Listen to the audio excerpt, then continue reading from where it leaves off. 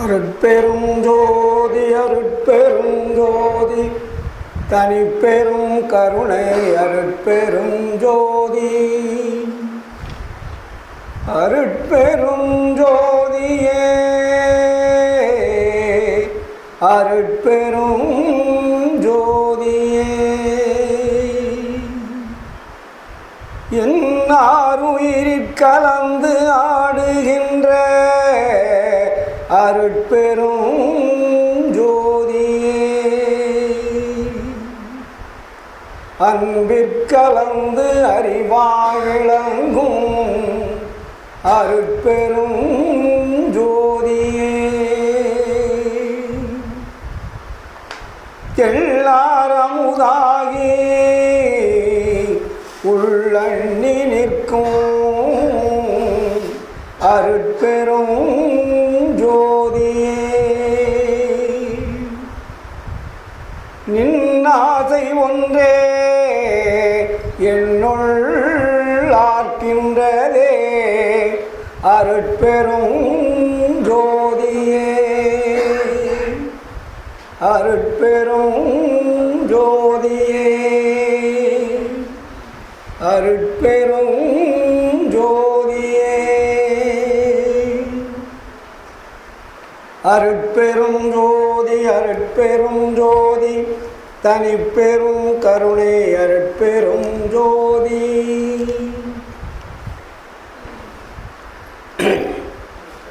ஆன்மநேய ஒருமைப்பாட்டு உரிமை உடைய சகோதர சகோதரிகள் அனைவருக்கும் நன்றி கலந்த வணக்கத்தையும் வாழ்த்துக்களையும் தெரிவித்துக் கொள்கிறோம்.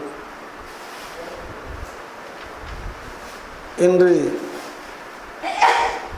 ஈரோடு மாநகரத்தில் சமரசுத்த சன்மார்க்க சத்திய சங்கத்தின் சார்பாக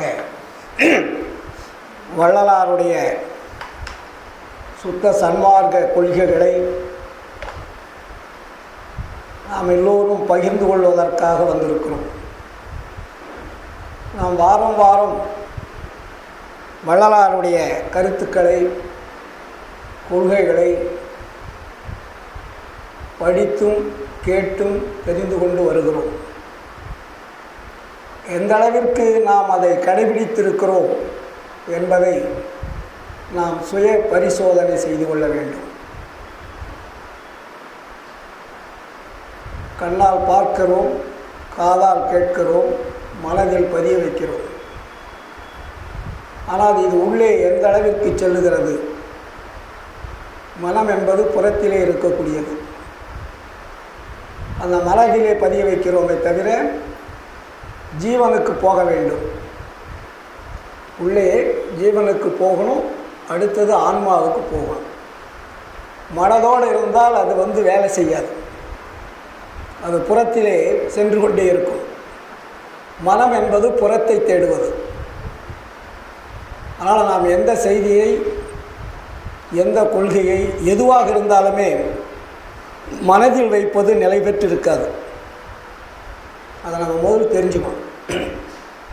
எல்லா ஞானிகளுமே மனதைத்தான் சொல்லுவாங்க. மனம் என்பது ஒரு மாபெரும் சக்தி வாய்ந்த கருவி. அந்த கருவியில் பதிய வைத்தால் அந்த கருவி உள்ளே அனுப்பணும். ஜீவனுக்கு அனுப்பணும், ஆன்மாவுக்கு அனுப்பணும். அது அனுப்ப தவறிட்டால் நம்மளுடைய வாழ்க்கை சூனியம்.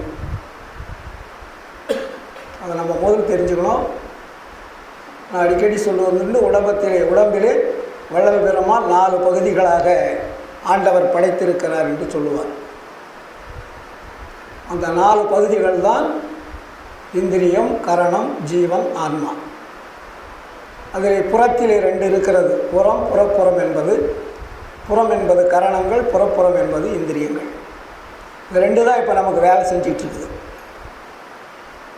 இந்த புறத்தில் இருக்கக்கூடிய வேலைகளை செய்து கொண்டிருப்பது கருவிகள். இந்த கருவிகள் மூலமாக செயல்படக்கூடியது எல்லாமே உள்ளே போகணும். நல்லது மட்டும் உள்ளே போகணும், கெட்டது போகக்கூடாது. கெட்டது உள்ளே போச்சுன்னா நமக்கு ஆபத்து, நல்லது உள்ளே போச்சுன்னா நம்ம பாதுகாக்கப்படுறோம். ஏனென்றால் வள்ளலாருடைய கொள்கை உயிரை காப்பாற்றுவது. மற்ற கொள்கையெல்லாம் உயிரை காப்பாற்றுறதுக்கு உண்டான வழியை சொல்லலை. எல்லா மதங்களுமே சமயங்களுமே நமக்கு மரணம் என்பது இயற்கை என்று சொல்லிட்டு போயிட்டாங்க. வள்ளல் பெருமான் தான் மரணம் என்பது செயற்கைன்னு சொல்கிறார். இன்றைக்கி பார்த்திங்கன்னா சுத்த சன்மார்க்கத்தில் பெரிய பெரிய ஆளுங்கள்லாம் ஒருத்தரை செத்துக்கிட்டே இருக்காங்க. நம்ம கண்ணுக்கு தெரிஞ்சவங்க, கண்ணுக்கு தெரியாதவங்க நிறைய பேர் இருக்காங்க சாகாமல். கண்ணுக்கு தெரிஞ்சவங்க நம்மக்கிட்ட பழகினவங்கெல்லாம் செத்துக்கிட்டு இருக்காங்க. இன்றைக்கி பாருங்கள், மெட்ராஸில் சதீஷ் அடிகள் செத்துட்டார். இன்றைக்கி அவருக்கு மரணம் வந்துருச்சு. சுமார் ஒரு 40-50 ஆண்டுகளாக வள்ளலாருடைய கொள்கையில் ஈடுபாடு உள்ளவர். ஆரம்பத்திலே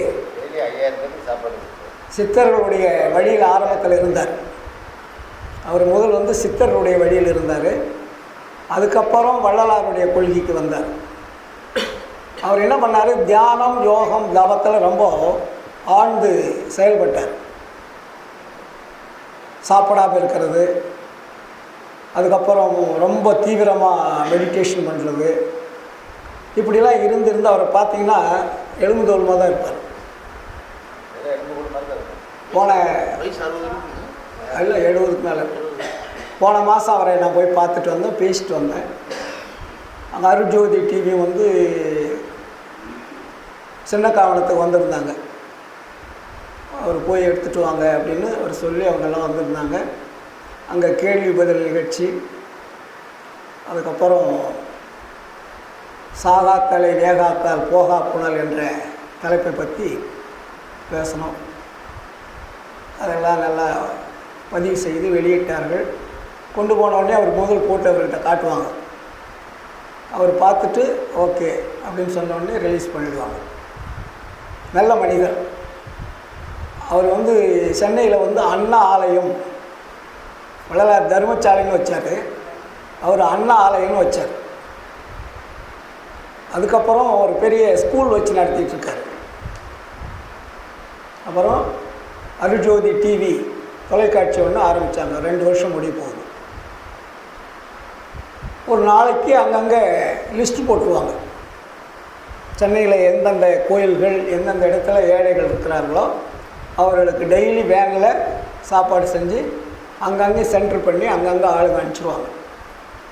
குறைந்தது ஒரு நாளைக்கு 5000 பேருக்கு சாப்பாடு போட்டார் டெய்லி. இன்றைக்கி வெளியே நடந்துகிட்ருக்கு. இன்றைக்கி தமிழ்நாட்டில் ஒரு பெரிய அன்னதானம் அவர் செஞ்சிட்ருக்கார். சென்னையில் லிஸ்ட்டு போட்டு கொடுத்துருவார். அப்புறம் உருப்படி அரிசி அப்படின்ற ஒரு சிஸ்டத்தை கொண்டு வந்தார். அவங்க வீட்டில் டெய்லி ஒரு பிடி அரிசி எடுத்து வச்சிடணும்.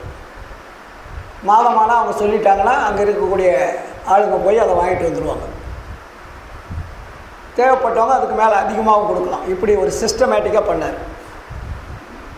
அது வற்றாத அன்னதானமாக செய்து கொண்டிருந்தார்கள். அந்த அன்னதானத்திற்கு தான் அங்கே இடம் சிக்கலாக இருக்குது, அதிகமாக சமையல் பண்ண முடியல அப்படின்னு போன மாதம் வாட்ஸ்அப்பில் ஒரு விளம்பரம் கொடுத்துருந்தாங்க. அப்போ எங்கள் பையன் அதை பார்த்தான். அன்னைக்கு பார்த்தீங்கன்னா எங்கள் மனைவியினுடைய பிறந்த நாள். அப்புறம் உடனே அதை பார்த்துட்டு என்ன பண்ணுறது, அப்பா இது மாதிரி இங்கே வாட்ஸ்அப்பில் பார்த்தீங்களா, நான் பார்த்தேன்டா அப்படின்னு. உடனே சரி அம்மா பிறந்த நாள் வருது, அதுக்காக ஒரு 10,000 ரூபா கொடுத்துடலான்னு இருக்கிறேன் அப்படின்னா சென்னையிலேருந்து. சரி கொடுத்துரு அப்படின்ட்டேன். கொடுத்துட்டு மறுபடியும் எந்த அக்கௌண்ட்டுக்கு அனுப்புறது எப்படி அனுப்புறதுன்னு கேட்டு அவங்க அந்த அம்மா அவருடைய ஒய்ஃபு தான் ஃபோன் நம்பர்லாம் கொடுத்தது. ரொம்ப மகிழ்ச்சி ஐயா, உங்களை மாதிரி இருக்கிற அன்பர்களால் தான் அப்படி ஓடுதுன்னு ரொம்ப பெருமையாக பேசும். நல்ல நம்மகிட்ட நல்ல அன்பான பழக்கம். அப்புறம் போன 10 நாளைக்கு முன்னாடி தான் 10,000 ரூபா அனுப்பலாம். எதுக்காக சொல்கிறோன்னா, எவ்வளோதான் நம்ம ஜீவகாரியம் செய்தாலும் கூட நமக்கு மரணம் வந்து விடுகிறது. ஏன் மரணம் வருது அதை நம்ம ரொம்ப சிந்திக்கணும். ஏன்னா நம்ம சன்மார்க்கிகள் எல்லாருமே ஜீவகாருண்யத்தில் எல்லா சங்கமே சோறு போட்டுக்கிட்டு தான் இருக்கிறாங்க. அதில் யாரும் குறைவில்லை.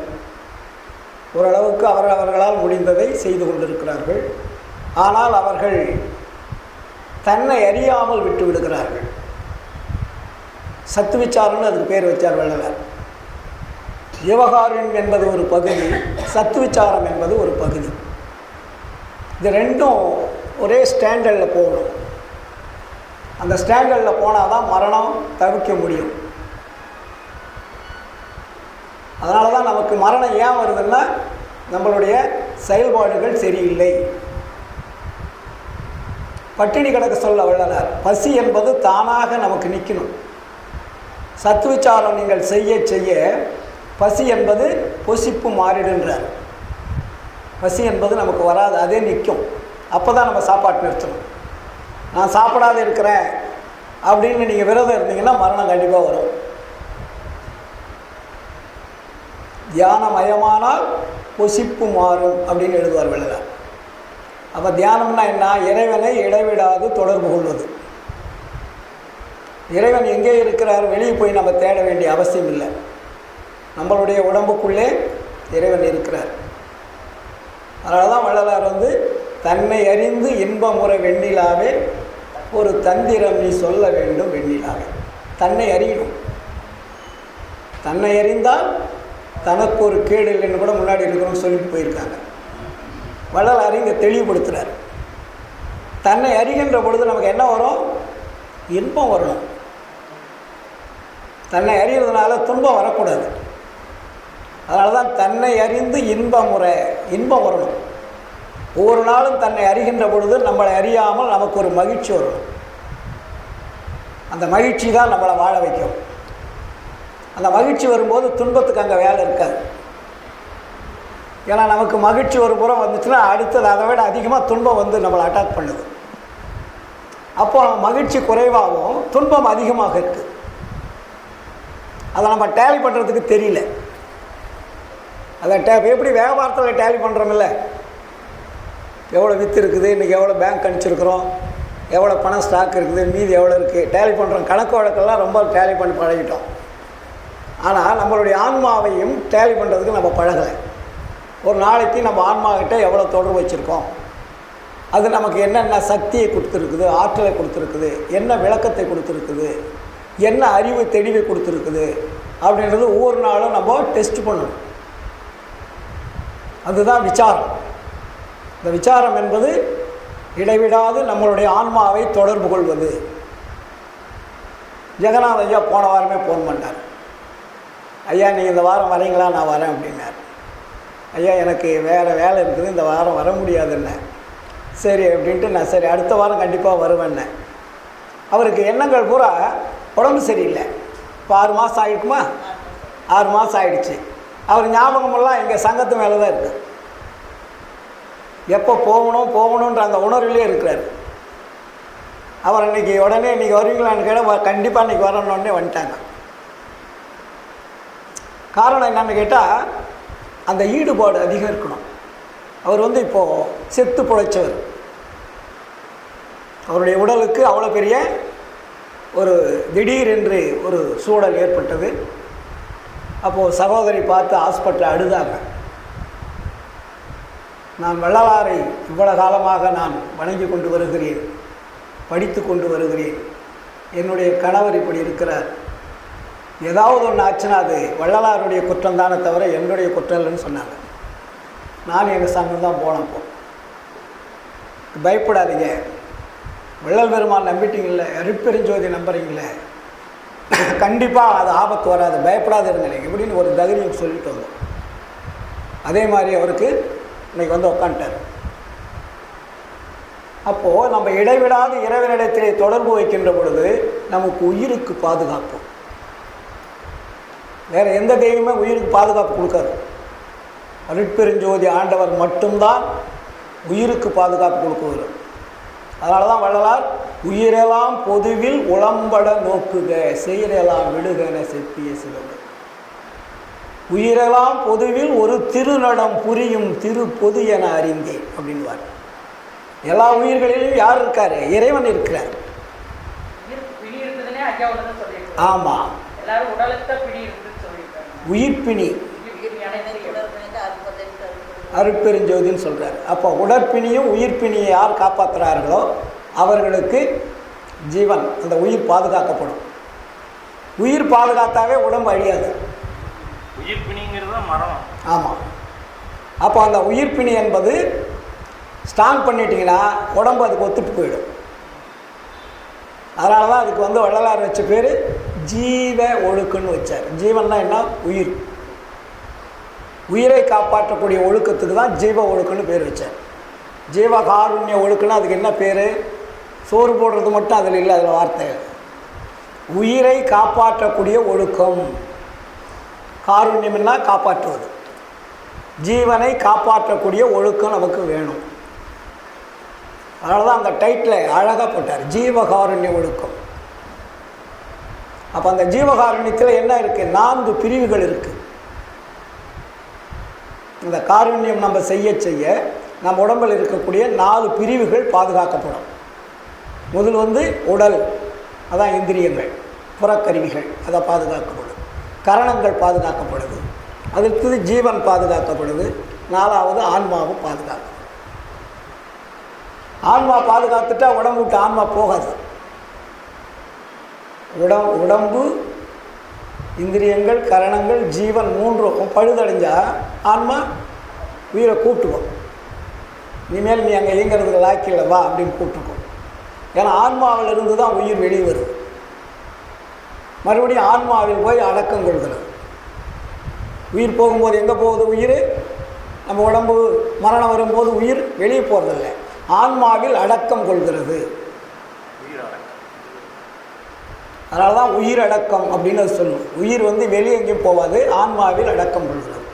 அப்போ அந்த ஆன்மா கூட தான் உயிர் வெளியே போகும். அடுத்த பிறவிக்கு போகும்போது ஆன்மாவும் அது உள்ளே இருக்கும், உயிரும் ரெண்டும் வெளியே போகும். அப்போ வெளியே போகும்போது என்ன ஆகுது? எது எது பதிவாக இருக்கிறதோ நம்மளுடைய வாழ்க்கையில், நீங்கள் செய்தது,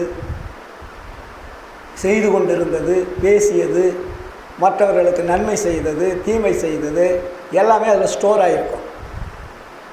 அந்த ஸ்டோர் ஆன ஒரு பாடு தான் அடுத்தது உங்களுக்கு பிறவி கிடைக்கும்போது அதுக்கு என்ன பதிவு, அந்த பதிவு தகுந்த பிறவி கிடைக்கும். இப்போ இந்த வீட்டில் இருக்கிறீங்க, மறுபடியும் வேறு வீட்டுக்கு போகிறீங்க, அவ்வளோதான். அந்த வீடு இப்போ இருந்த வீடு நல்ல வீடா கெட்ட வீடான்னு நமக்கு தெரியும். நல்ல உடம்பா இருந்துச்சுன்னா நல்ல வீடு. அடுத்த வீடு என்ன வீடு வரும்னு நமக்கு தெரியாது. நம்ம பதிவுக்கு தகுந்த மாதிரி தான் வீடு கிடைக்கும். அதனால் நம்ம அடுத்த பிறவிக்கு தயாராக இருந்தாலும் கூட நமக்கு நல்ல பிறவி வரணுன்றதை நம்ம ஜாக்கிரதையாக இருக்கணும். அசட்டையாக இருந்துட்டிங்கன்னா பிறவியிலே நமக்கு மோசமான பிறவி வந்துட்டால் நீங்கள் ஒன்றும் பண்ண முடியாது. ஆமாம். அதனால தான் இப்போ எத்தனை பேர் உடல் உறுப்புகள் குறைந்திருக்காங்க இல்லையா? காது இல்லாமல், கை இல்லாமல், எவ்வளோ உடல் பின்னப்பு ஏற்பட்டு பிறக்கிறாங்க. அந்த பிறகு நமக்கு வந்துட்டால் கஷ்டம். அதனால தான் ரொம்ப ஜாக்கிரதையாக இருக்கணும். அதனால தான் வள்ளல் பெருமான் தேகம் இப்போ நமக்கு கிடைத்திருக்கிற தேகம் அற்புதமான தேகம். இந்த தேகத்தை நீங்கள் பாழ் பண்ணிடாதீங்க. அதனால தான் இந்த தேகத்தையே நித்திய தேகமாக மாற்றுறதுக்கு முயற்சி பண்ணுங்கன்னார். அடுத்த பிறவியில் பார்த்துக்கலாம்னு நினச்சிங்கன்னா அடுத்த பிறவி என்ன பிறவி வரும் என்பது நமக்கு தெரியாது. ஆமாம். அதனால் நம்ம இந்த பிறவிலேயே நம்மை காப்பாற்றிக் கொள்வதற்குண்டான முயற்சி எடுக்கணும். இதுக்கு யாரையும் போய் நம்ம கேள்வி கேட்க வேண்டியதில்லை, யாருக்கும் பயப்பட வேண்டியதில்லை. உங்களை காப்பாற்றிக் கொள்வதற்கு நீங்கள் தான் தயாராக இருக்கணும். இன்னொருத்தர் நம்ம உயிரை காப்பாற்ற முடியாது. உங்கள் உயிர் உங்கள் கையில் தான். நான் அப்பாவுக்கு சம்பாரித்து வச்சேன், பொண்டாட்டிக்கு சம்பாரித்து வச்சேன், பிள்ளைக்கு சம்பாரித்து வச்சேன், பசங்களுக்கு சம்பாரித்து வச்சேன், அதெல்லாம் பொருள்.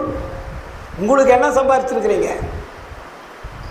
உங்கள் உயிரை காப்பாற்றுவதற்கு நீங்கள் என்ன முயற்சி செய்து கொண்டு இருக்கிறீர்கள்? ரொம்ப முக்கியம். ஆனால் உலகினுடைய பழக்க வழக்கங்கள்லாம் நமக்கு சமய மதங்கள்லாம் வினைப்பயன் அப்படின்னு சொன்னாங்க. வினைப்பயன்னா ஆண்டவர் கொடுக்கறது வினைப்பயன் கிடையாது. தீதும் நன்றும் பிறதர வாரா, எல்லாமே நம்ம கையில் தான் இருக்குது. நம்ம என்ன செய்கிறோமோ அதுதான் பதிவாகும். எதை விதைக்கிறோமோ அதுதான் பயிராக வரும். அதுதான் நம்ம அறுவடை பண்ண முடியும். அதனால் நம்ம விதைக்கிற பொருள் நல்ல பொருளாக இருக்கணும். அப்போ தான் நல்ல அறுவடையை நம்மளால் பார்க்க முடியும்.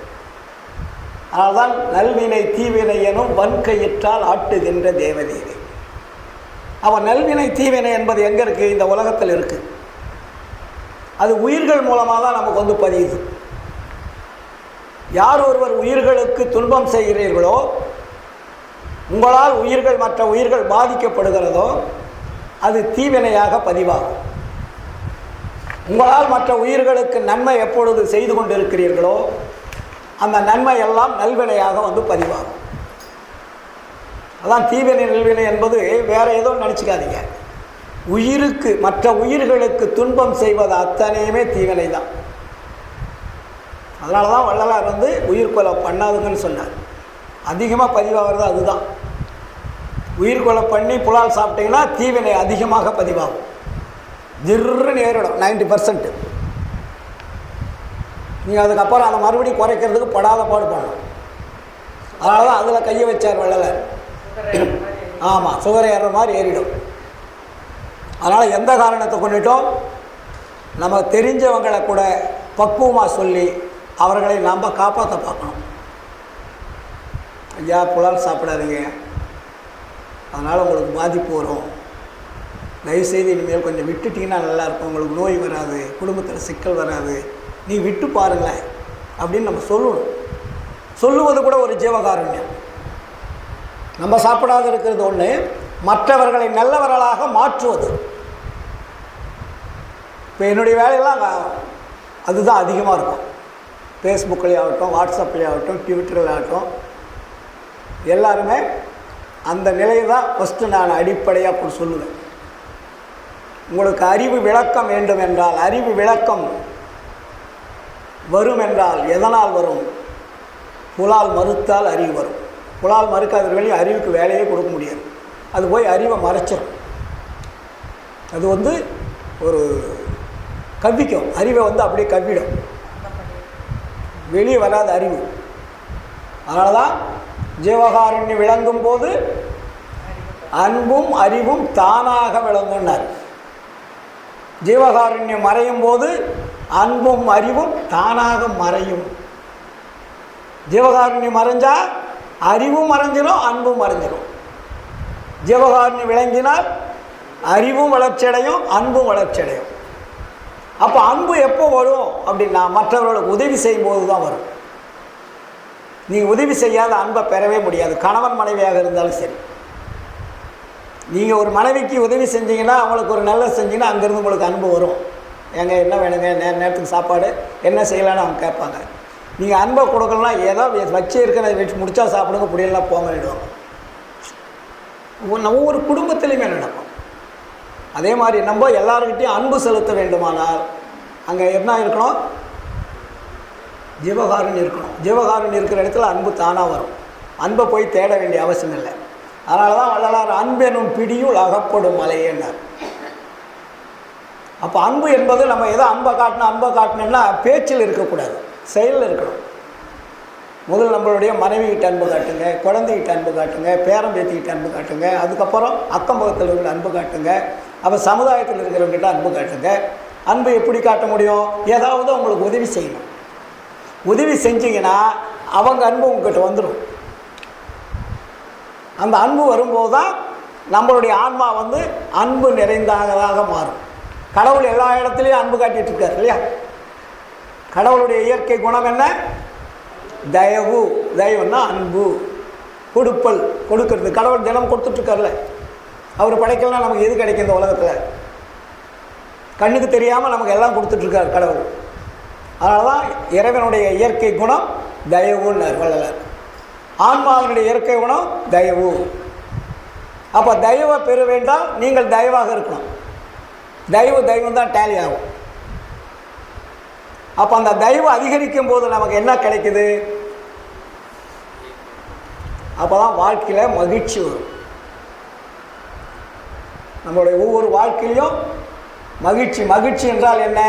துன்பம் வராமல் இருப்பதுக்கு பேர் மகிழ்ச்சி. துன்பம் வந்துட்டால் அது மகிழ்ச்சின்னு பேர் கிடையாது இல்லையா? துன்பம் எங்கு இல்லையோ அங்கு மகிழ்ச்சி இருக்கிறது என்பது பொருள். துன்பமும் மகிழ்ச்சியும் கலந்திருந்தாவே நமக்கு ஆபத்து வந்துகிட்டு இருக்கும்.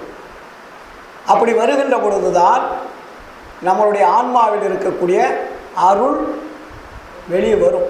அது வெளியே அருள் வெளியே வராது.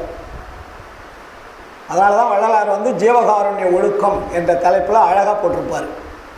உலகத்தில் உயர் பிறப்பாகிய மனித பிறப்பை பெற்றுக்கொண்டவர்கள் இந்த பிறப்பினால் அடையத்தக்க தலைப்பட்ட ஆன்ம இன்பத்தை காலமுள்ள பொழுதே விரைந்து அறிந்து அடைய வேண்டும். சாதாரணமாக சொன்னாரா? விரைந்துன்னு வார்த்தை போட்டார். விரைந்து அறிந்து அடைய வேண்டும்.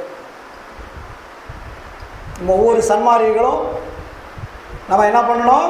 காலமுள்ள பொழுதே விரைந்து அறிந்து அடைய வேண்டும். எதை? ஆன்ம இன்பத்தை. இன்பம் எது வரணும்? ஆன்ம இன்பம் வரணும். மற்ற இன்பம் மனதில் வர இன்பமெல்லாம் சீக்கிரம் போயிடும். ஜீவ இன்பம் கொஞ்ச நாளைக்கு இருக்கும். ஆன்ம இன்பம் கிடைச்சிட்டா உயிருக்கு ஆபத்தில்லை. ஆன்மா இன்பம் அடையணும், அதுதான் ஹெட்டு. அது இன்பம் அடையாது இருக்கின்ற வரையும் உங்களுக்கு மரணம் வந்துக்கிட்டே இருக்கும்.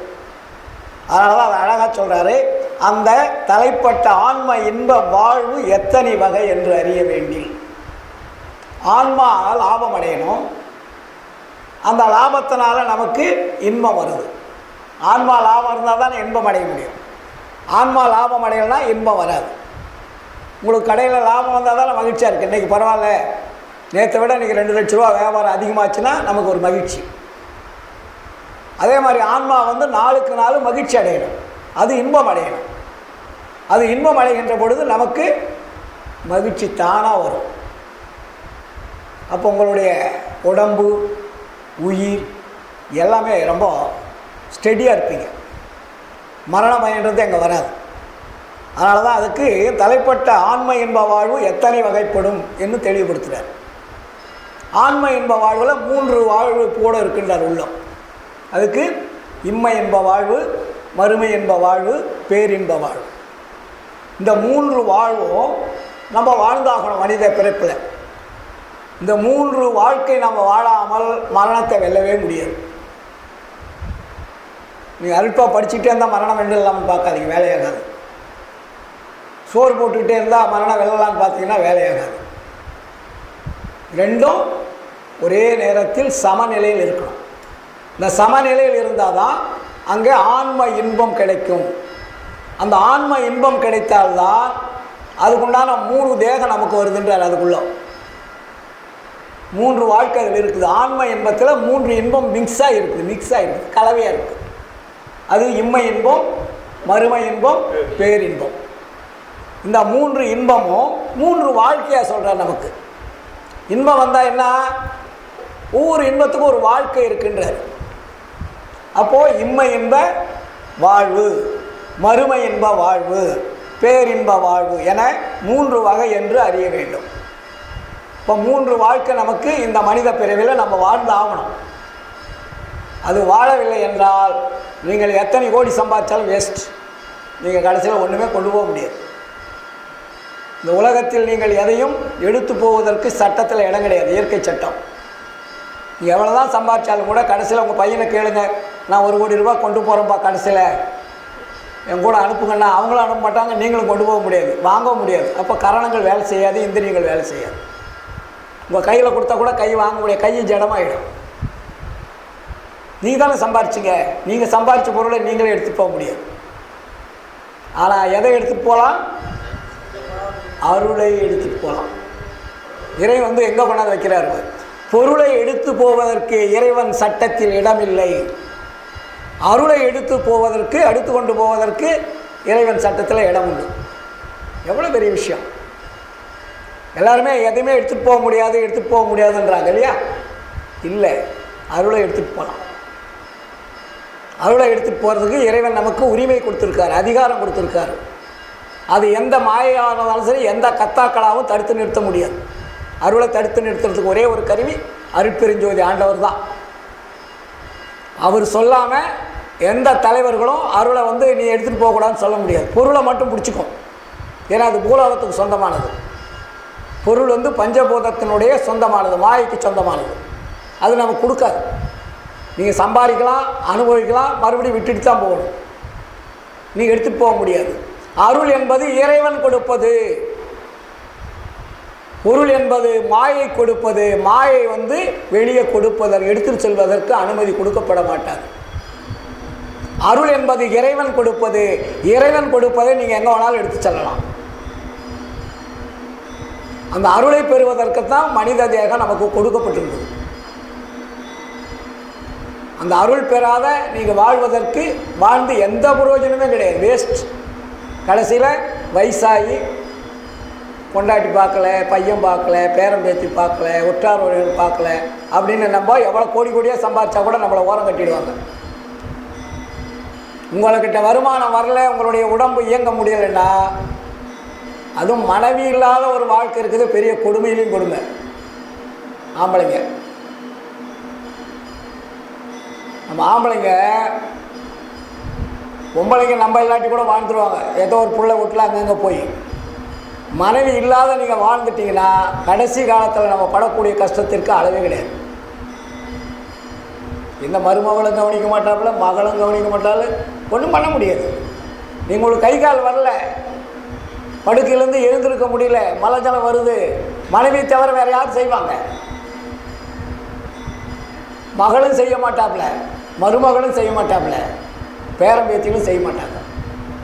மனைவி மட்டும்தான் அந்த உரிமை.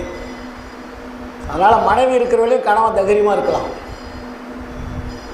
மனைவிக்கு முன்னாடி நம்ம போயிட்டா பிரச்சனை இல்லை, மனைவிக்கு பின்னாடி நம்ம போனோம்னா சித்திரவதை தான் அனுபவிக்கணும். அது எவ்வளோ பெரிய கோட்டீஸ்வரனாக இருந்தாலும் பணம் ஒன்றுமே பண்ணாது. நம்மளை பணம் இருக்கும் போட்டி நிறைய, பெட்லேருந்து எழுந்து பாத்ரூமுக்கு கொண்டு போனவங்க யார் கொண்டு போவாங்க? அதனால தான் வள்ளலார் சொன்னார், நிறை திரை பிணி மூப்பரியா நல்ல உடம்பினரே நற்குலத்தார் என அறியீர் நானிலத்தி. நம்ம என்ன வராமல் இருக்கணும், பயப்படாத இருக்கணும். என்ன வரக்கூடாது? நிறை வரக்கூடாது, திரை வரக்கூடாது, மூப்பு வரக்கூடாது, பயம் வரக்கூடாது, மரணம் வரக்கூடாது. அந்த வாழ்க்கை வாழ்ந்தோன்னா எவ்வளோ பற்றியும் கவலை இல்லை. ஒருத்தரை பற்றி நம்ம மகளோ மருமகனோ யாரை பற்றியும் கவலை இல்லை, நம்ம கிங்கு. அதனால தான் வள்ளலார் யாராவது துணை வச்சாரா? அண்ணனோ அம்மாவோ இல்லை உற்றார் உறவினர்களோ யாருடைய துணையாவது தேடினாரை பற்றியா? காரணம் என்ன? தனிக்காட்டு ராஜா அருளை பிடிச்சிட்டார். அதனால தான் சொல்லுவார், படமாட்டேன் இனித்துயரம் படமாட்டேன் பயப்படவும் மாட்டேன் உன் பதத்துணையை பிடித்தேன், விடமாட்டேன் ஏமாந்து விடமாட்டேன் விட்டிடவும் மாட்டேன். என்ன தைரியம்! அந்த தைரியம் நமக்கு வரணுங்க. இன்னொருத்தர் உதவி செய்வார்கள் என்று வாழ்வதே நம்மளுடைய அறியாமை. அதனால தான் வள்ளலார் கடைசியில் சித்தி விழாக திருமாடியில் உள்ள நுழைகின்ற பொழுது சொல்றார், புகுந்தருணம் இது. இப்போ நான் உள்ள போக போறேன். புகுந்தருணம் இது கண்டீர் நம்மவரே நான் தான் புகழ்கின்றேன், என் மொழி ஓர் பொய்மொழி என்னாதி. புகுந்தருணம் உற்றவரும் பெற்றவரும் மற்றவரும் பிறரும் உடைமைகளும் உலகியலும் உற்ற துணை அன்றே. அப்போ எது துணை? மிகுந்த சுவைக்கரும்பே செங்கனியே கோற்றேனே மெய்ப்பயனே கைப்பொருளே விலையறியா மணியே. அதுக்கு விலை மதிப்பே கிடையாது. எங்கே கொண்டாந்து நமக்கு சொல்கிறார் பாருங்க, தகுந்ததனி பெரும்பதியே தயாநிதியே கதியே சத்தியமே என்றுரைமின் பக்தியோடு பணிந்தேன். அப்போ எங்கே நீங்கள் பணியணும்? ஆன்மா கிட்ட பணிய வைக்கணும். 24 மணி நேரமும் உங்களை இயக்கி கொண்டிருக்கக்கூடிய ஆன்மாவில் நீங்கள் தொடர்பு வைத்து கொண்டே இருக்க வேண்டும். அதுதான் உங்களை காப்பாற்றிட்டு இருக்கு. நீ வெளியே போகும்போது யார் உங்கள் கூட வராங்க? பொண்டாட்டி வருதா, புள்ள வருதா, மனைவி வருதா? யாரும் வரல. உங்கள் கூட இருக்கிற ஆன்மா தான் உங்களை கூட்டிகிட்டு போகுது, உங்களை செயல்பட வைக்குது. எதை செஞ்சாலும் அது இல்லைன்னா நம்மளால் ஒன்றும் செய்ய முடியாது. அது வெளியே போயிட்டா நம்மளுக்கு பேர் பிணம். அப்போ நம்ம இயக்குவது யாரு? அதனால தான் வள்ளலார் சொன்னார், என்னுள் இருந்து இயக்குகின்றான் இதை கேள்மின் நீவி. தன்மையோடு சுத்த சிவ சன்மார்க்க நெறியில் சார்ந்து விரைந்து ஏறுமினோ சத்திய வாழ்வழிக்க கண்மை தரும் ஒரு பெரும் சீர் கடவுள் என புகழும் கருணநிதி வருகின்ற தருணம் இதுதானே. இறைவனை நீங்கள் நினைங்க சார். இறைவனை நினைக்காதிருக்கின்ற வரையில் நமக்கு மரண பயம் வந்து கொண்டே இருக்கும். அதற்காக எந்த இறைவனை நினைக்கிறது?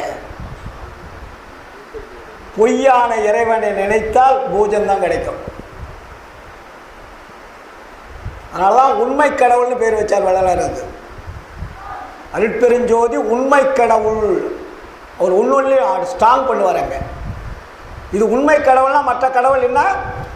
பொய்க்கடவுள். உண்மை கடவுள் ஒருவர் உண்டே கண்டி, வேற யாரும் கிடையாது. நம்ம எவ்வளவு காலம் படித்திருந்தாலும் நம்முடைய அறிவு நாளுக்கு நாள் வளர்ச்சி அடைந்து கொண்டே இருக்க வேண்டும். இன்னும் நம்ம பழைய பஞ்சாங்கத்தில் போய் விழுந்துக்கிட்டு இருக்கக்கூடாது. அவங்க சொல்லுவாங்க, இவங்க சொல்லுவாங்க, அவங்க பண்ணுவாங்க, இவங்க பண்ணுவாங்க, கோவிச்சுக்குவாங்க. நம்ம குலதெய்வத்துக்கு போகணும், அங்கே போகணும், இங்கே போகணும், நீங்கள் போயிட்டு இருந்தீங்கன்னா வேஸ்ட், அத்தனை வேஸ்ட். கடைசியில் யாரும் உங்கள் கூட வர மாட்டாங்க, எந்த தெய்வமும் உங்கள் கூட வராது. நீங்கள் வணங்குற தெய்வம் உங்களை காப்பாற்றுமா? காப்பாற்றாது. அது இருந்தால் தானே காப்பாற்றுறதுக்கு. அப்போ இல்லாத தெய்வத்தை இருப்பதென்று நினைப்பது அறியாமை. ஏன் நாம் ஒரு துணிச்சலாக நான் பேசுறதுக்கு காரணம் என்ன? அந்த அளவு ஸ்ட்ராங் பண்ணிட்டேன். சொல்கிறது ஒன்று, செய்கிறது ஒன்று இருக்காது. எந்த காரணத்தை கொண்டும் வேற ஒரு தெய்வம் இருப்பதாக என் கனவில் கூட நினைக்க மாட்டேன். சந்தேகம் கூட வராது. ஓ, இவங்கெல்லாம் சொல்லியிருக்கிறாங்களே, அப்படி ஒரு ஆள் இருக்குமா என்ற சந்தேகமெல்லாம் தூக்கி போட்டு ஒரு 20-30 வருஷம் ஆச்சு. அவ்வளோ பெரிய ஸ்ட்ராங் வள்ளலார் நம்ம கொடுத்துருக்காரு.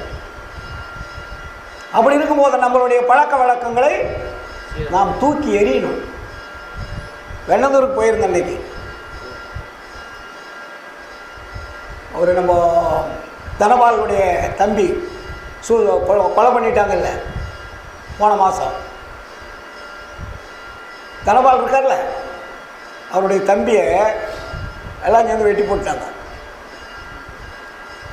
வெட்டி போட்டு அது கேஸ் ஆகிடுச்சு. அப்புறம் அது வந்து எப்படியோ சாமர்த்தியமாக வெண்ணந்தூர் கந்தசாமி, தனபாலும் இன்னும் சன்மார்க்க நண்பர்கள்லாம் சேர்ந்து வெட்டி போட்டவங்களை வந்து சன்மார்க்க முறைப்படி புதைச்சிட்டாங்க. அப்போ எனக்கு ஃபோன் பண்ணாங்க, எக்காரணத்தை கொண்டு எரிக்காதீங்க, புதைக்கிறதுக்கு உண்டான வேலை பண்ணுங்க அப்படின்னு சொல்லிட்டு அவங்க பணத்தை வாங்கி போஸ்ட்மார்ட்டம் பண்ணி கொண்டாந்து புதைச்சாச்சு. புதைச்சிட்ட பிறகு அது கருமாதி செய்யணும். இன்றைக்கி 50 நாள் ஆச்சு. கருமாதி தள்ளிக்கிட்டே போச்சு.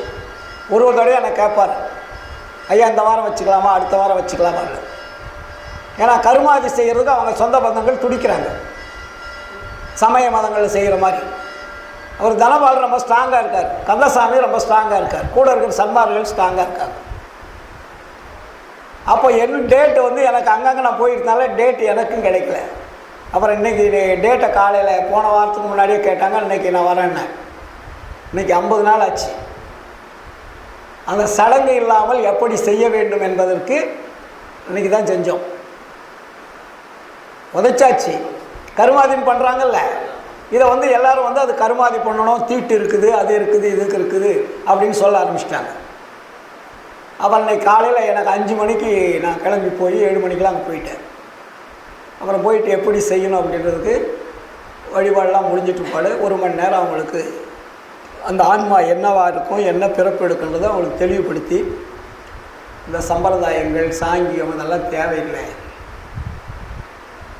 நீங்கள் செத்துட்டார், அவர் இப்போ என்ன பிறப்பு எடுப்பார்னு உங்களுக்கு யாருக்காவது தெரியுமா? தெரியாது. நீங்கள் சாங்கியம் பண்ணுறதுனால என்ன லாபம்? அவருக்கு போய் சேருமா? சேராது. அதனால் வள்ளலார் என்ன சொல்கிறாரு? அன்ன விரயம் செய்யுங்கள். அன்ன விரயம் செய்தால் அவருடைய ஆத்மா ஒரு நல்ல பிறவி கிடைக்கிறது வாய்ப்பு கிடைக்கும். அது நேரம் பிறப்பு எடுத்துருக்கும், 50 நாள் ஆயிடுச்சு. அதனால் நீங்கள் வந்து வீட்டில் அதை பண்ணணும் இதை பண்ணலாம் எதையுமே நம்பாதீங்க, செய்யாதீங்க. உங்கள் மகன் வந்து ஒரு காதல் பிரச்சனையினால் வெட்டி போட்டாங்க. அப்போ அறியாமல் எந்த அளவுக்கு போகுது பார்த்தீங்களா? அந்த பையன் சன்மார்க்கத்தில் ஈடுபாடு இல்லை, அவங்க அண்ணன் ஈடுபாடு தனபால். அந்த பையன் வளரூர் கூட இன்னும் வரல, சொன்ன பேச்சு கேட்காத ஏதோ ஒரு லவ் பண்ணாங்க. அந்த பொண்ணையும் இன்னொருத்தர் லவ் பண்ணாங்களாம். 2 பேருக்கு ஒரு போட்டி வந்து நீயா நானான்ற வேலை யாரும் இல்லாத நேரத்தில் வெட்டி போட்டான். எதற்காக சொல்லுகிறேன் என்றால், நம்மளுடைய உயிரை காப்பாற்றுவதற்கு நாம் தான் முயற்சி இருக்கணும். அறிவு வேணுங்க. ஒன்று காதலிக்கிறியா, பிடிக்கலையா தூக்கி போட்டு போ, இப்போ உயிர் போயிடுச்சே. இன்னொரு எதிர்ப்பு வருதா, அந்த பொண்ணை கேளு, ஐயா நான் கல்யாணம் பண்ணிக்கிறேன், வேற ஒருத்தனை கல்யாணம் பண்ணிக்கிறேன், டூவா எஸ்ஆர் டூ சொல்லுங்க அப்படின்னு கேட்டு, முடியும்னா வச்சுக்க, முடியலன்னா தூக்கி விட்டு போயிட்டே இரு. அப்போ அவங்க காதலிக்கிறான், நீ காதலிச்சு கடைசியில் உன்னுடைய உயிர் போச்சா? அவனும் உள்ளே போயிட்டான். போ நீ செத்து போயிட்ட, என்னாச்சு? அப்போ அறியாமை என்பது எந்த அளவிற்கு அந்த காம உணர்ச்சி எவ்வளோ பெரிய கொடுமை இல்லையா அது? இதைத்தான் வள்ளலார் கோபமும் காமமும் குடிகெட்டு போயிற்று, கொடிய ஒரு அகங்காரம் பொடி பொடி ஆயிற்று. கோபம் காமம் ரெண்டும் வந்து நம்மளை அழிச்சிடும். கோபமும் அழிக்கும், காமமும் அழிக்கும். இது ரெண்டும் ரொம்ப டேஞ்சர்ஸ். அதனால் எச்சரிக்கையாக இருக்கணும். ஆணாகட்டும் பெண்ணாகட்டும், இது ரெண்டில் ரொம்ப ஜாக்கிரதையாக இருக்கணும். காம உட்பகைவன் கோபவென் கொடியன் 6வது வயசில் எழுதுறாரு வள்ளலாருக்கு. அப்போ 6 வயசு. எவ்வளோ பெரிய கொடுமையானதுன்னு பாருங்கள், அப்பயே சொல்கிறார். அப்போ இது ரெண்டும் தான் ஒரு மனிதனுடைய உயிருக்கு ஆபத்தாக வருது. அதனால் அந்த பக்கமே திரும்பக்கூடாது. நமக்கு வேணும்னு நீங்கள் இறைவன் நினச்சா அழகான பொண்ணை கொடுப்பாரு, இல்லாட்டி அழகான மாப்பிள்ளையை கொடுப்பார். அவருக்கு தெரியும் நமக்கு எந்த கொடுக்கணும் அப்படின்னு. ஏன்னா அவரை நம்பாதான் நம்ம மற்றவர்களை நம்புகிறோம், மற்றவர்கிட்ட தொடர்பு வச்சுக்கிறோம். இறைவனை நம்பிட்டோம்னா நமக்கு தேடி பிடிச்சி அழகாக கொண்டாந்து கொடுப்பார். வள்ளலார் ஜீவகாருண்யத்தில் ஒழுக்கத்தில் எழுதலாம் இல்லையா? ஜீவகாருண்யமே விரதமாக எடுத்துக்கொண்டால் அழகான மனைவி கிடைக்கும். குழந்தை பிறக்கலையா? ஜீவகாருண்யமே விரதமாக இருந்தால் அழகான அறிவுள்ள குழந்தை பிறக்கும். ஜீவகாருண்யம் விரதமாக எடுத்துக்கொண்டால் அருமையான அழகான பெண்ணோட திருமணம் பண்ணிக்கலாம். ஜீவகாருண்யமே விரதமாக இருந்தால் எவ்வளவு பட்ட நோய்கள் இருந்தாலும் நீங்கி போயிடும். தீராத வியாதா கூட அது நீங்கி போயிடுன்றார். வேற மந்திரம் மாயமும் தேவையில்லை, மருந்து கூட தேவையில்லைன்றார். அப்போ ஜீவகாருண்யத்துடைய வல்லபம் எப்படி இருக்கு பார்த்தீங்களா? அதுதான் ஆற்றல் மிகுந்த மருந்து. உடற்பிணி அனைத்தையும் உயிர்ப்பிணை அனைத்தையும் அடர்பர தவிர்க்கும் அருட்சிவ மருந்து. மருந்து எங்கே வச்சிருக்காரு பாருங்க வள்ளலார். உன்னுடைய உடற்பிணியாக இருந்தாலும் உயிர்ப்பிணியாக இருந்தாலும் சுத்தமாக நீக்கக்கூடிய ஆற்றல் எதற்கு இருக்கிறதா? அருள் என்ற மருந்துக்கு. அப்போ நீங்கள் ஆன்மாவை தொடர்பு கொண்டால் அங்கிருந்து மருந்து வெளியே வரும். அருள் வந்துட்டால் உடம்புல இருக்கிற எந்த வியாதம் இருந்தாலும் நீங்கி போயிடும். அவ்வளோ பெரிய சக்தி உள்ளது அருள். அருளுக்கு எதுவுமே கிட்ட நெருங்காது. வள்ளலாருடைய வாழ்க்கையில் அருள் அவருக்கு முழுமையாற்றொருபாடு என்னாச்சு? நம்ம வெயிலில் வந்து வெயிலில் போக முடியுதா? 104 டிகிரி. வள்ளலார் போனார்னா சூரியன் ஒதுங்கி போகும். அவர் மேலே வெயில் படாது. அருள் உடம்பு. காற்று மேலே படாது, பூமி காலில் படாது, தண்ணி அவரை ஒன்றும் பண்ணாது. நம்ம 12 வருஷம் தவம் பண்ணி கடலில் நடக்கிறான்னு சொல்லுவான் கதையில். நடக்கிறதுக்கு பூகம்பமே வந்து அட்டாக் பண்ணால் கூட வள்ளலார் கிட்டே இருக்கலாம். அது தனியாக ஒதுங்கி போய்ட்டு அவர் போயிட்டே இருப்பார். ஆமாம், பட்டியலே போட்டார். அருள் பெருகின்ற பொழுது என்ன அவர் உடம்புக்கு? இந்த உலகத்தில் அழிக்கக்கூடிய பொருள்னு ஒரு பட்டியை போட்டார். எது எது அழிக்குமா? காற்றாலே, புவியாலே, ககன மதனாலே, கனலாலே, புனலாலே, கதிராதியாலே, கூற்றாலே, கொலைக்கருவியாலே, பிறரேற்றும் கொடும் செயல்களாலே, வேற்றாலே.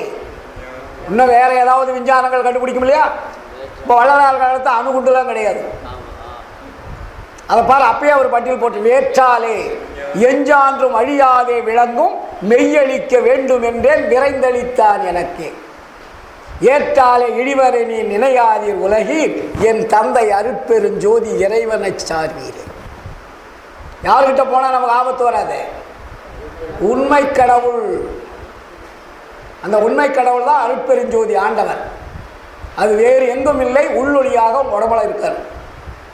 அதனால தான் வள்ளலார் ரீதியில் சொல்லுவார், இப்போ இந்த உடம்புல இருக்க எல்லா உடம்புலையும் இருப்பேன். அப்படின்னா என்ன அர்த்தம்? அவர் ஆண்டவரோட கலந்து விட்டார். பாண்டவர் எங்கே இருக்கிறாரோ அந்த இடத்துலலாம் வள்ளலார் இருக்காருன்னு அர்த்தம். அதனால தான் இப்போ இந்த உடம்பில் இருக்கிறேன். இப்பொழுது சித்தி விழாக திருமாலையே அருட்பெருஞ்சோதி ஆண்டவரும் வள்ளலாரும் கலந்து விட்டார்கள். கடைசி பாட்டு அம்மா பாடுமில்ல, என் சாமி எனது துறை என்னுயிர் நாயகனார் இன்று வந்து நான் இருக்கும் இடத்தில் அமர்கின்றார். அடுத்த வரையில் என்ன சொல்றாரு? பின்சாரும் 2.5 நாழிகைக்குள்ளே எனது பேருடம்பில் கலந்து, அங்க போடுறார் பாருங்க வார்த்தை, பேருடம்பில் கலந்து உலத்தை பிரியாமல் இருப்பார். ஆண்டவர் வேறு வள்ளலார் வேறு அல்ல. நான் தான் சொல்லுவேன், நீங்கள் வள்ளலாரை வணங்குவதை விட அருட்பெருஞ்சோதி ஒளி வணங்கிட்டு அதில் வள்ளலார் இருக்கார். ஏன்னா வள்ளலார் அருட்பெருஞ்சோதியோட கலந்துட்டார் இல்லையா? பின்சாரும் 2.5 நாழிகைக்குள்ளே எனது பேருடம்பில் கலந்து உலத்தை பிரியாமல் இருப்பார். அதனால தன் சாதி உடைய தவத்தாரே நான் தான் சாற்றுகின்றேன், அறிந்தது இது சத்தியம் சத்தியம் சத்தியமே தெளிவுபடுத்துறார். மின்சாரும் இடமளவாய் என் மொழி வெளியாகும் 2.5 நாழிகை கடந்த போதே. 1 மணி நேரத்தில் நீ புரிஞ்சிக்க விட திறந்து பார்த்தா ஒன்றும் இருக்காது. ஆண்டவர்னாலும் மெர்ஜ் ஆகிட்டோம். அதனால தான் என்னை ஆண்டவர் காட்டி கொடுக்க மாட்டார். இருந்தால் தானே காட்டி கொடுக்குறது. 2 பேரும் கலந்துட்டாங்க. நீங்கள் ஆண்டவரை பார்த்தா வள்ளலாரை பார்க்கலாம், வள்ளலாரை பார்த்தா ஆண்டவரை பார்க்கலாம். பார்க்கக்கூடிய கண்ணும் இல்லை, பார்க்கக்கூடிய அருளும் இல்லை. அருள் பெற்றவங்க மட்டும்தான் அதை பார்க்க முடியும். அதனால தான் கண்ணில் கலந்தான், கருத்தில் கலந்தான், எண்ணுள் கலந்தே இருக்கிறது. எல்லாமே கலத்தல். ஆண்டவர் எப்படி கலந்தார்? கண்ணில் கலந்தான், கருத்தில் கலந்தான், எண்ணில் கலந்தே இருக்கின்றான். இங்கே போயிட்டார்ல வள்ளலாரு. இப்போ பாப்பா பாடிச்சுல்ல, சன்மார்க்க சங்கத்தில் சிற்றடியே உமது தாழ் வணங்கி சாற்றுகின்றேன், தயவனோடும் கேட்பேன், என் மார்க்கத்தில் என உமக்குள் ஒருவன் என கொள்வீர். அப்போ என்ன பண்ணுமா? எல்லாம் செய்வல்ல நமது இறைவனையே தொழுவீர்.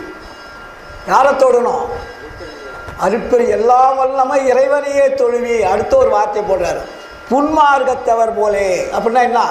இந்த பொய் பிடிச்சவங்களாம் இருக்கானுங்க பாரு, அது மாதிரி புன்மார்க்கத்தவர் போலே வேறு சில புகன்றே புந்தி மயக்கடையாதி பூரண மெய்ச்சுகமாய் தன்மார்க்கமாய் விளங்கும் சுத்த சிவம் ஒன்றே தன்னானை என் ஆணை சார்ந்து அறிந்து இழுவினோ இழக்குன்ட்டார். அப்போ சாரணும். எங்கே சாரணும்? சுத்த சிவம். சுத்த சிவன்னா என்ன அர்த்தம்? நம்ம அந்த சிவன் நினச்சிக்கிட்டு தான் வள்ளலார் இங்கே சுத்த சிவன் போட்டார். அந்த சிவம் இல்லை, இங்கே சுத்த சிவனா அருட்பெருஞ்சோதியாவுன்னு இன்னொரு பேர், ஒளி. இப்போ நம்ம நிறைய தடுமாற்றம். சிவம் அது கூட இந்த சிவமத்தில் கோளாறு வந்துருன்னு வள்ளலார் அங்கே தெளிவுபடுது. இதுக்கு பேர் சுத்த சிவன் போட்டார். ஏன்னா சமயத்தில் வந்து சுத்த சிவன் வராது, சிவன் தான் வரும். அதை ஃபில்டர் பண்ணுறாருங்க. அதனால் சுத்த சிவம் ஒன்றே. அப்போ வந்து அந்த ஒரு கடவுள் என்பதை எப்பொழுது நம்மளுடைய அறிவு நமக்கு தெளிவாகுதோ அன்னைக்கு உங்களுக்கு கவலை இருக்காது சார். தைரியம் தானாக வரும்.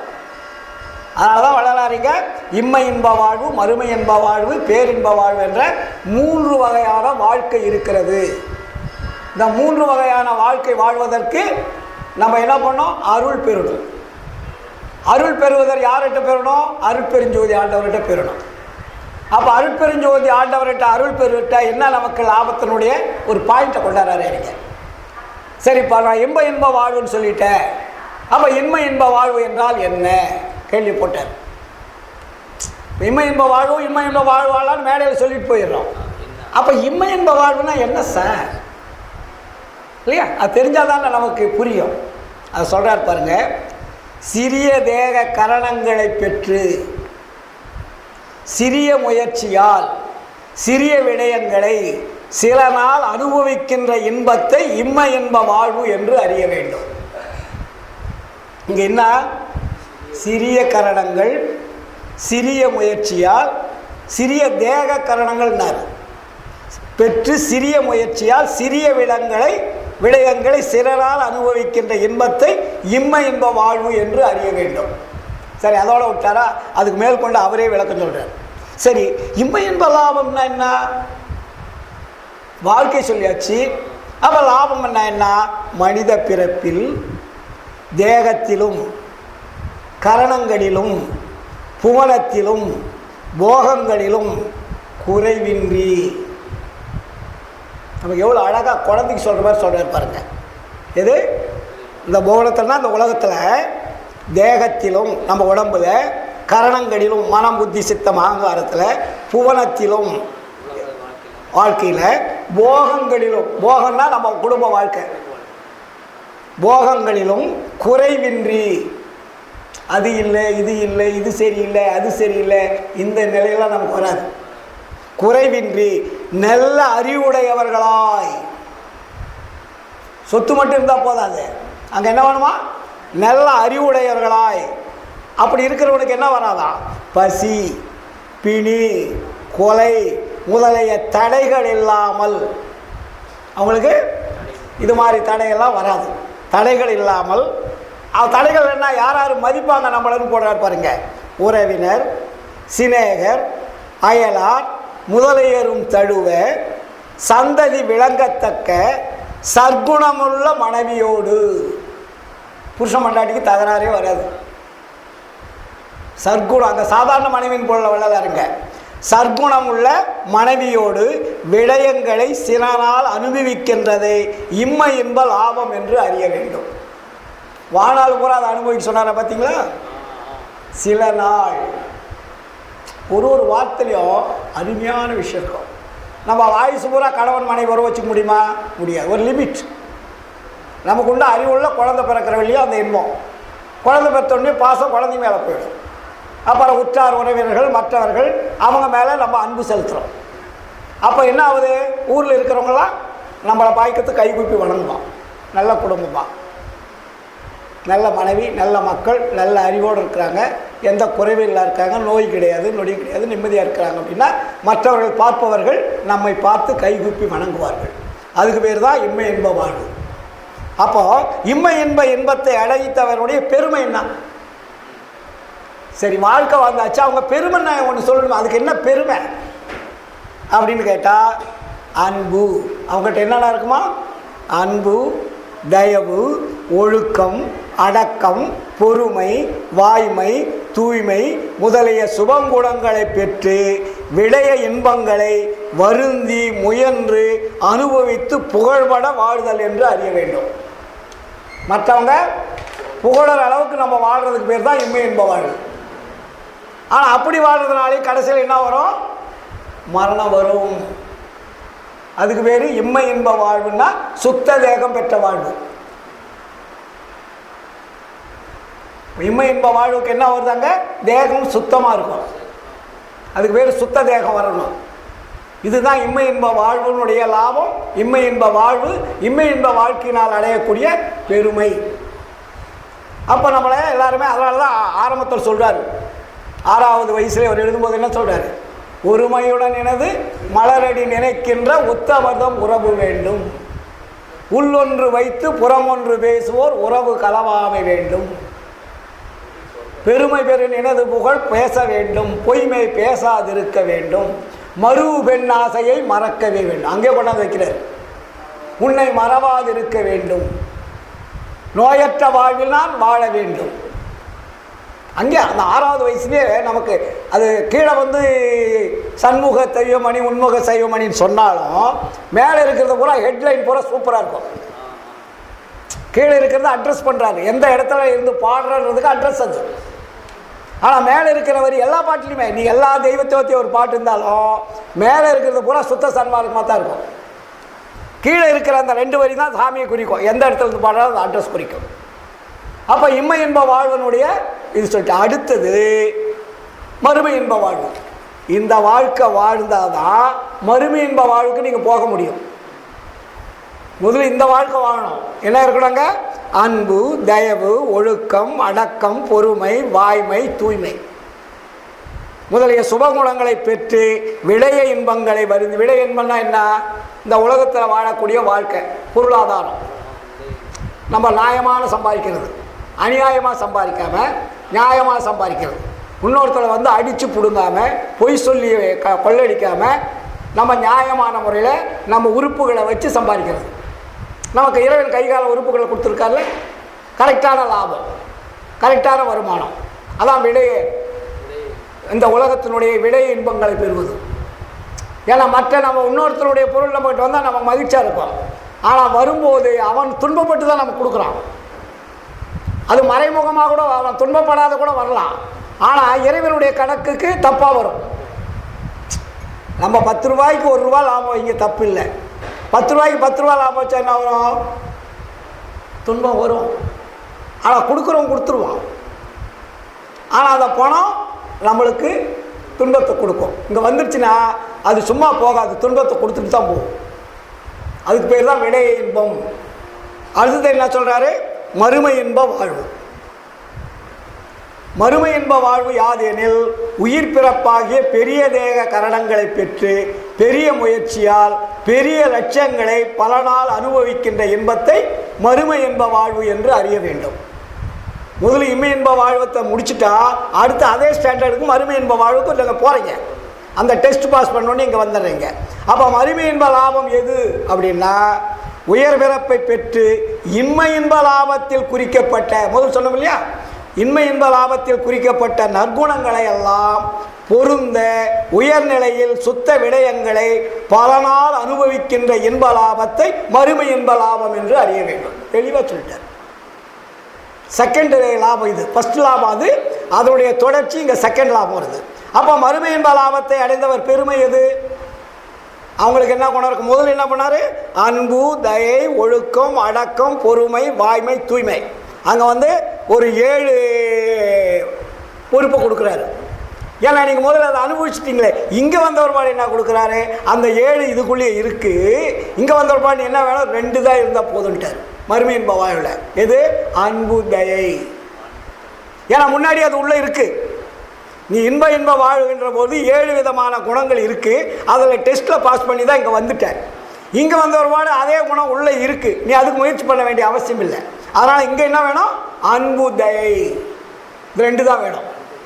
அன்பும் தய முதலிய சுபகுணங்களை பெற்று சுத்த விடை இன்பங்களை எண்ணியபடி தடைபடாமல் முயன்று பலனால் அனுபவித்து புகழ்பட வாழ்தல் என்று அறிய வேண்டும். இதுக்கு பேர் என்ன?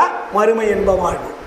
அப்போ மறுமை இன்ப வாழ்வினுடைய லாபம் வாழ்க்கை தெளிவாக சொல்லிட்டார். நீங்கள் ஃபஸ்ட்டில் நீங்கள் லாபத்தை அனுபவிச்சிட்டிங்கன்னா செகண்ட் ஈஸி. நீங்கள் 10th பாஸ் பண்ணிட்டீங்கன்னா +1 +2 அதுக்கப்புறம் காலேஜ் ஈஸியாக வந்துடும். அதனால தான் அந்த 10th முடிகிற வரையும் நெக் ஆஃப் த மொமெண்ட்டு பசங்களுக்கு பெண்ட் எடுத்துருவாங்க இல்லையா? அது மாதிரி தான் இந்த டெஸ்ட்டில் பாஸ் பண்ணிட்டு இங்கே வந்துருங்க. அப்போ 3வது இது 2ஐயும் பாஸ் பண்ணிட்டீங்கன்னா 3வது ஈஸி, பேரின்ப லாபம். அப்போ பேரின்ப லாபமாவது என்ன? எல்லா தேகங்களையும் முதலில் சிறிய கரணங்கள் சிறிய தேகன்னார், பெரிய கரணங்கள் பெரிய தேகன்னார். இங்கே என்னன்றாரு?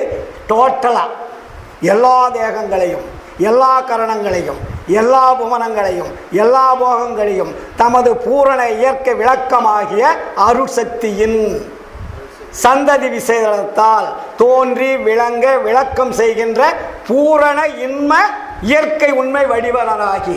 அங்கே 25%, மறுமை இன்ப வாழ்வு 50%, பேரின்ப வாழ்வு 100%. அதான் பூரணம். பூரணம்னா ரவுண்டு, டோட்டல் 100க்கு 100. அப்போ அந்த பூரண இன்பம் என்ன? பூரண இயற்கை உண்மை வடிவனராகிய கடவுளின் பூரண இயற்கை இன்பத்தை பெற்று நீங்கள் பூரணமாயிட்டா ஆண்டவர் பூரணமாக இங்கே வந்துடுறார். அது வெளியும் பூரணம் இங்கே ஆகலைன்னா கடவுள் இங்கே வரமாட்டார். நீங்கள் பூரணம் அடைஞ்சிட்டீங்கன்னா நீங்கள் கடவுளை தேடி போக வேண்டியதில்லை, கடவுள் உங்களை தேடி வந்துடுவார். இங்கே பூரணம் ஆயிடுச்சு, சும்மா இருக்க மாட்டார். கடவுள் நம்பர் 1ல் இருக்க, அவனை எப்படியாவது நம்ம கூட்டிகிட்டு போகணுன்னு வந்துடுவார். அதனால தான் வள்ளலார் சித்தி விழாவத்தில் சொன்னார். விருப்பனாரா? எல்லாமே வருகின்ற தருணம் தான் சொல்லுவார். இப்போ சொல்லி ஐயனருள் வருகிற பாடிச்சில்ல, ஐயனருள் வருகின்ற தருணம் இது தோல் ஐயமில்லை ஐயமேடியானே மெய்யனேனை ஆட்கொண்ட வித்தகன் எலாவல்ல சித்தன் அடி நொறுக்கிறாருங்க. துய்யன் அருட்பெருஞ்சோதி துரிய நடநாதன் சுகாமுதன் என்னுடைய துரையமந்து எங்க இருக்க? இவர் போகலையே, அவர் உட்காந்துருக்காரு. வையமிசை திருக்கோயில் அலங்கரிவின் விரைந்தே மணியாலும் பொன்னாலும் மலராலும் இயந்தே தெளிவுபடுத்துகிறார். அப்போ அந்த பேரின்ப வாழ்க்கை வாழுகின்ற பொழுது இந்த நிலைப்பெல்லாம் வந்துடும். இறைவன் உங்களை தேடி வந்துடுறார். அதை தாங்க தெளிவாக சொன்னார். பூரண இயற்கை இன்பத்தை பெற்று எக்காலத்தும் எவ்விடத்தும் எவ்வளவும் தடைபடாமல் வாழ்கின்ற அனுபவிக்கின்ற ஒப்பற்ற அந்த பெரிய இன்பத்தை பேரின்ப வாழ்வு என்று அறிய வேண்டும். புரியுதுங்களா? வெரி சிம்பிள், அழகாக சொல்லிட்டார். இதுக்கு நமக்கு என்ன தேவை? பேரின்ப லாபம் எது அப்படின்னா யாவும் தாமாய் விளங்குவது. இப்போ எப்படி வள்ளலார் எல்லாமா இருக்கார் இல்லையா? இப்போ நான் அந்த உடம்புல இருக்கிறேன், நீ எல்லா உடம்புல இருக்கிறன்னு அர்த்தம். அப்போ எல்லாமே நம்மளுதுன்னு நினைக்கிற அளவுக்கு அந்த சொந்தம் வந்துடும், உரிமை. அதனால தான் என்னுரிமை நாயகனேன்னாரு. அந்த உரிமை நமக்கு ஆட்டோமேட்டிக்காக வந்துடும். அப்போ பேரின்ப லயத்தை அடைந்தவர் பெருமை என்று அறிய வேண்டில் அப்போ தான் மாறுதிங்க. தோல், நரம்பு, எண்பு, தசை, இரத்தம், சுக்கிலம் முதலிய அசுத்த பூதகாரியங்களும் அவற்றின் காரணங்களாகிய அசுத்த பிரகிருதி அணுக்களுமாகிய தேகத்தை மாற்றி மாற்றி மாற்றி இவ்வளவு என்று அறியப்படாத உயர்ந்த பொன்னாகிய சுத்த பூதகாரிய சுத்த தேகத்தையும் பொன் வடிவமாக தோற்றல் மாத்திரமேன்றி ஆகாயம் போல் பரிசிக்கப்படாத சுத்த பூதகாரணிய தேகத்தையும் முதல் சொன்னார்ல, முதல் சுத்த தேகம், அதுக்கப்புறம் சுத்த பிரணவ தேகம். அதில் சுத்த தேகம் இங்கே வரும்போது சுத்த பிரணவ தேகம் பிரிக்கலாங்க. அந்த கடவுளை கண்டினியூ பண்ணுறாருங்க. சுத்த தேகன்னு பிரணவ தேகன்னு போடுறாருல, சுத்த பிரணவனு இங்கே கொண்டு வர்றாரு. அப்போ சுத்தம் இதில் அடங்கிடுச்சு, அதை பிரிச்சுட்டு வர்றதில்லை, அதை கூட்டிகிட்டு வர்றது. அப்போ இங்கே என்ன பண்ணுறாரு, சுத்த தேகத்தையும் பொன் வடிவாக தோற்றல் மாத்திரமே என்று ஆகாயம் போல் பரிசிக்கப்படாத சுத்த பூதகாரண பிரணவ தேகத்தையும் தோன்றப்படுதலும் இன்றி ஆகாயம் போல் விளங்குகின்ற ஞான சேகத்தையும் பெற்றவர்களாக இருப்பார்கள். வெரி சிம்பிள், நேராச்சு. அதனால் நம்ம என்ன பண்ணுறோம், அது ஒன்று அடைந்தவருடைய பெருமை என்னன்றதை எழுதியிருக்காரு. நீங்கள் புக்கை படிச்சிங்கன்னா தெரியும். அப்போ அந்த அளவிற்கு நம்மளுடைய வாழ்க்கையை நாம் விரயம் செய்யாமல், நாம் பிறந்தது வந்து சாதாரணமானதல்ல. இந்த மறுபடியும் போயிட்டீங்கன்னா மறுபடியும் இந்த தேகம் கிடைப்பது உண்மை அல்ல. அதனால தான் இத்தேகத்தை நித்திய தேகம் ஆக்கிங்கன்னு அது. ஆனால் நித்திய தேகம் ஆகிக்கிட்டால் கூட நம்ம வந்து அடுத்த பிறவிக்காக தயாராக இருக்கணும் இல்லை. மனித தேகத்துக்கு 7 பிறவி என்று சொல்கிறார் வள்ளலார். ஒவ்வொருக்கும் 7 பிறவி. நமக்கு 7 ப்ரமோஷன் பர்த் இருக்குது. மனித பிறவியில் வந்து 7 பிறப்புக்கு சான்ஸ் கொடுக்குறாரு. இந்த 7 பிறப்புக்குள்ளே நம்ம மரணமில்லா பெருவாழ் வாழணும். இந்த 7ல் நீங்கள் ஃபெயில் ஆகிட்டிங்கன்னா என்ன ஆகும், கீழ்பிறப்புக்கு தள்ளப்படும். எல்லா உயிரினங்களுக்கும் 7 பிறப்புகள் உண்டு. ஒவ்வொரு பிறப்புக்கும் 7 பிறப்பு கொடுக்குறாரு. ஏன்னா இந்த பிறப்பு கிடைக்கலன்னா நீங்கள் வந்து சன்மார்க்கத்திலிருந்து விட்டியாக போயிடுவீங்க இல்லையா. அதுக்காக மறுபடியும் மனித தேகம் கொடுக்கப்படும். இது மாதிரி 7 தேகம் நம்ம கொடுக்கப்படும். இந்த 7 தேகத்துக்குள்ளே நம்ம சுத்த தேகம், பிரணவ தேகம், ஞான தேகத்தினுடைய டெஸ்ட்டில் பாஸ் பண்ணணும். பாஸ் பண்ணிட்டா மரணமில்லாத பெருவாழ்வு. ஃபெயில் ஆகிட்டிங்கன்னா கீழே போயிடுவீங்க. அதனால் நம்ம என்ன பண்ணுறோம், இது நல்ல தேகம் தான் உங்களுக்கெல்லாம். நமக்கு நல்ல தேகம், அடுத்தாவது மனித பிறவு உண்டு. இதில் ரொம்ப நீங்கள் ஸ்ட்ராங்காக அந்த சுத்த தேகத்துக்கு முயற்சி பண்ணுங்கள். சுத்த தேகத்துக்கு முயற்சி பண்ணிட்டாவே, ஒழுக்கத்தை கடைபிடிச்சிட்டிங்கனாவே அஜாக்கரினால் மறந்த விளந்த. அதனால தான் வள்ளலார் சொல்லுவார், இறந்தவரை எடுத்திடும்போது அகற்றுகின்ற உலகில் இரவாத பெருமரணி ஏறடைய மாட்டேன், மறந்திருந்தில் பிரி மூப்பில் சம்மதமோ உமக்கு, மறந்தும் இதை நினைக்கும் நல்லோர் மனநடுங்கும் கண்டீர், சிறந்திடு சன்மார்க்கம் ஒன்றே பிணி மூப்பு மரணம் சேராமல் தவிர்த்திடுந்தால் தெரிந்து வம்மின் இங்கே. அப்போ தான் ஸ்ட்ராங் பண்ணுறார் நமக்கு. பிறந்த பிறப்பு இதில் தானே நித்திய மெய்வாழ்வு பெற்றிடலாம், பேரின்பம் உற்றிடலாம் விரைந்தினர். இந்த பிறப்பில் வருவதற்கு முயற்சி பண்ணுங்க. அடுத்ததை பார்த்துக்கலான்னா நம்ம தோல்வி அடைகிறோன்னு அர்த்தம் இல்லைங்களா. அப்புறம் இன்னொரு செய்தி, நாங்கள் வந்து சென்னைக்கே குடி போகிறோம்.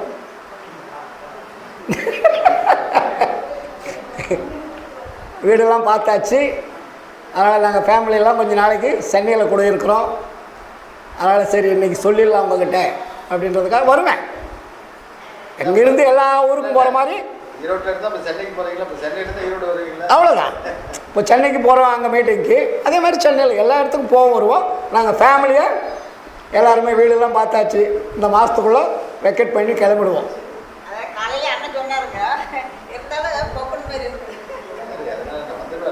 அதனால் எனக்கு வடலூருக்கு, மெட்ராஸ் வடலூருக்கு நமக்கு ரொம்ப ஈஸி தான், பிரச்சனை இல்லை. இங்கேயாவது கூட்டத்தில் நிறுத்திக்கிட்டு போகணும், அங்கே டிக்கெட் ரிசர்வ் பண்ணிட்டு ஈஸியாக எப்பயும் போல நான் வந்துடுவோம், போய்ட்டு ஒன்றும் பிரச்சனை கிடையாது. மதுரை வாயில் எம்ஜிஆர் யூனிவர்சிட்டிக்கு பக்கத்தில். அதனால் வீடெல்லாம் பார்த்துட்டாங்க. இந்த மாதம் கடைசிக்குள்ளே கிளம்பிடும். வீடும் நாங்கள் வாடகை விட்டோம், குடியிருக்கிற வீடும் உடனே வந்துட்டாங்க. அதுக்கும் ஆகலம். அதனால் இந்த மாதம் சின்னவன் பெரியவன் தான் இங்கே இருக்கிறான், இவனும் சின்னவன். 3 பேர் இங்கே தான் இருந்தாங்க. இப்போ வந்து சின்னவனுக்கு அங்கே ஜிஎம் போஸ்ட்டு ப்ரமோஷன் ஆச்சு. முன்னே வந்து போயிட்டு இருந்தான். இப்போ அங்கே போகிறது வர்றதுக்கெலாம் கொஞ்சம் இடைஞ்சலாக இருக்குது, பொறுப்பு ஜாஸ்தி. அதனால் வந்து சனிக்கிழமை நைட்டு வரான், ஞாயிற்றுக்கிழமை நைட்டு போயிடலாம். ஒரு நாள் கூட இருக்கிறதுக்கு முடியறதில்ல. அதனால் இப்போ எல்லாருமே ஸ்கூலுக்கு எல்லாமே அங்கே அட்மிஷன் பண்ணியாச்சு. எல்லாம் இப்போ மெட்ராஸில் தான் இருக்காங்க. நானும் இந்த அம்மாவும் தான் வீட்டில் இருக்கோம். பசங்க பிள்ளைங்களாம் எல்லாம் கூட்டிகிட்டு போயிட்டான். அவன் தனியாக இருக்கான், பொண்ணு தனியாக இருக்கா, பையன் தனியாக இருக்கான், இவனும் தனியாக தான், இவன் கூட தான் நாங்கள் இருந்தோம். அதனால் அவன் எங்கே போகிறோன்னா அங்கே நாங்கள் போக வேண்டியதுதான். அதனால் இந்த மாதத்தோட நாங்கள் வீட்டை ஷிஃப்ட் பண்ணுறோம். இன்னும் 2-3 வருஷத்துக்கு பசங்க காலேஜ் போகிற வரையும் இருப்போம். அதுக்கப்புறம் என்ன மாற்றம் ஏற்படுதே தெரியல. ஆமாம்மா, நம்ம எப்பயும் போல் வந்துட்டு இருப்போம். இருந்தாலும் அடிக்கடி உங்களெல்லாம் சந்திக்கக்கூடிய ஒரு வாய்ப்பு இருக்காது. அதனால் எப்பயும் போல் உங்கள் கூட இருப்பேன். எங்கே இருந்தாலும் என்னுடைய எண்ணம் செயல்லாம் ஈரோட்டு மேலே ஒரு கண்ணாக இருக்கும். அதனால் நான் எங்கே போனாலும் எதையும் மறக்க மாட்டேன். ஏன்னா தமிழ்நாட்டையே மறக்காதுக்கும் போது நம்ம ஈரோட்டை எப்படி மறப்போம்? அதனால் வந்து அதை மறப்பு எப்பயும் வராது. ஆமாம்,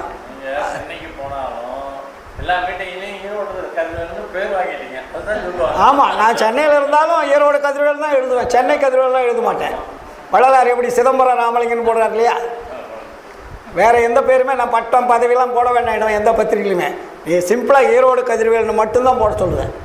வேறு எதுவும் அவர் 1000 புனைப்பெயர்லாம் போடுறேன்னுவாங்க, அந்த பேர்லாம் போடுற வேலையை வச்சுக்காதீங்க, எதுவுமே போடக்கூடாது.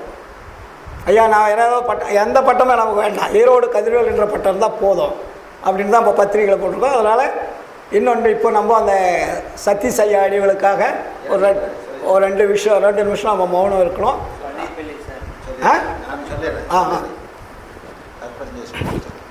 அதனால் உங்களிருந்து இந்த மாதத்தோடு நான் சென்னைக்கு போகிறேன். யாரும் வருத்தப்பட வேண்டாம். எங்கே இருந்தாலும் உங்களை சந்திப்போம், வருவோம் என்று கூறிக்கொண்டு எல்லா அன்புள்ளங்களுக்கும் என மனமார்ந்த நன்றியும் வாழ்த்துக்களையும் தெரிவித்துக்கொண்டு என்னுடைய சிறிய உரையை நிறைவு செய்கிறேன். நன்றி, வாழ்த்துக்கள். அருட்பெரும் ஜோதி அருட்பெரும் ஜோதி தனிப்பெரும் கருணை அருட்பெரும் ஜோதி.